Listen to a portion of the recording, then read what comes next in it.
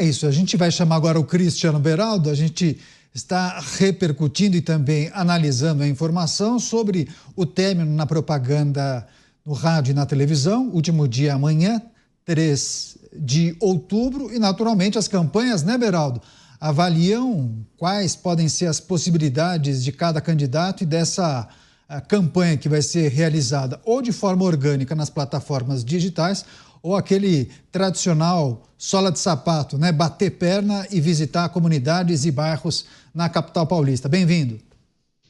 Pois é, Caniato. Precisam avaliar o que vão fazer agora nesses últimos dias e também depois fazer uma avaliação muito profunda do que aconteceu nessa campanha, porque essa análise, a gente pode perder aqui uma semana de programa falando cada dia de um candidato para a gente ter essa avaliação da estratégia, o que deu certo, o que deu errado de cada candidato, e a gente vai ter uma aula sobre a nova política no Brasil. E eu não estou falando isso só por causa de Pablo Marçal, não. Tem muita coisa a se aprender com cada um dos candidatos. Boa noite a você, ao Dávila, ao Mota, a nossa audiência que nos prestigia diariamente aqui nos Pingos nos Is.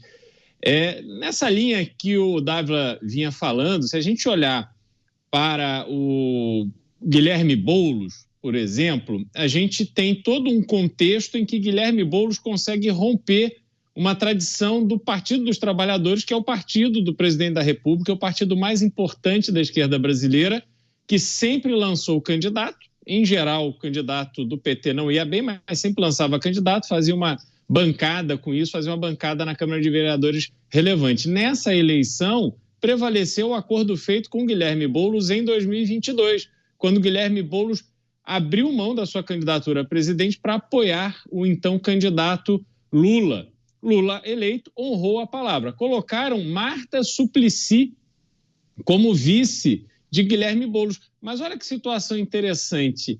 Não se fala em outra coisa na esquerda, olhando para o futuro, que não quem será o sucessor de Lula. Lula que já está com 78 anos de idade. Naturalmente, Boulos, depois de ter tido 1 milhão de votos em São Paulo para deputado federal, é um desses postulantes. Então, por mais que haja essa aliança do PT com o PSOL, há muita gente dentro do PT torcendo para a derrota de Boulos para que ele se enfraqueça nessa disputa pela sucessão de Lula. Quando a gente olha para Ricardo Nunes, foi a grande aposta dos caciques políticos dos partidos do Centrão.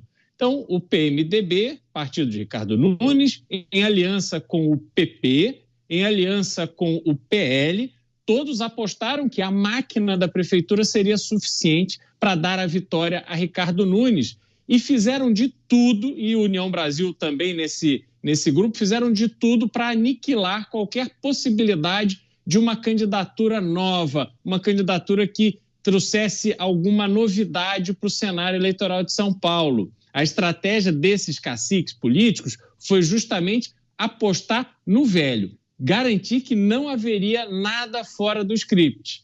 E aí acabaram com a candidatura de Ricardo Salles, que pontuava muito bem dentro do PL, e acabaram com a eleição, a possibilidade de eleição de Kim Kataguiri pela União Brasil. Apostaram as fichas em Ricardo Nunes, e aí Ricardo Nunes se prova um candidato com dificuldade de mergulhar nesse universo de pessoas que estão constantemente divulgando conteúdos pelas redes sociais. E dentro desse ambiente surge Pablo Marçal, sem fundo partidário, sem fundo eleitoral, sem tempo de televisão, mas com uma estratégia de comunicação totalmente atual, usando as redes sociais de uma forma bastante mais eficiente do que a maioria dos influenciadores no Brasil hoje. Ele importou uma metodologia para a venda de cursos dos Estados Unidos e passou a fazer experimentos para aplicar esse modelo de comunicação na sua candidatura a prefeito de São Paulo.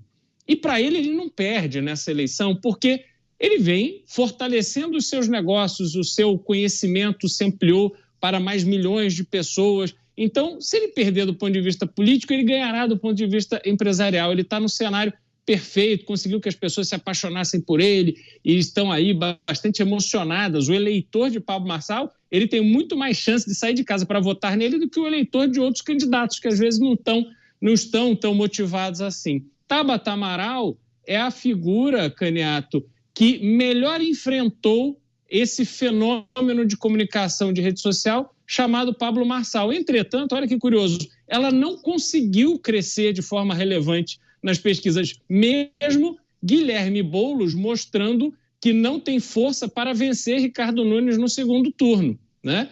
E aí, se a gente olhar para a Datena, essa figura extremamente popular que todo mundo conhece, ensaiou tantas vezes ser candidato a alguma coisa e quando ele finalmente leva adiante a sua candidatura, se mostra um candidato fraco do ponto de vista do voto. As pesquisas não mostram ele encontrando um caminho para crescer, para que a sua popularidade se transforme em voto e ele passa essas eleições sem revelar uma relevância para o jogo político eleitoral de São Paulo. Ele era mais importante não sendo candidato do que confirmando a sua candidatura e percorrendo essa dura trilha da campanha eleitoral. Aí, um giro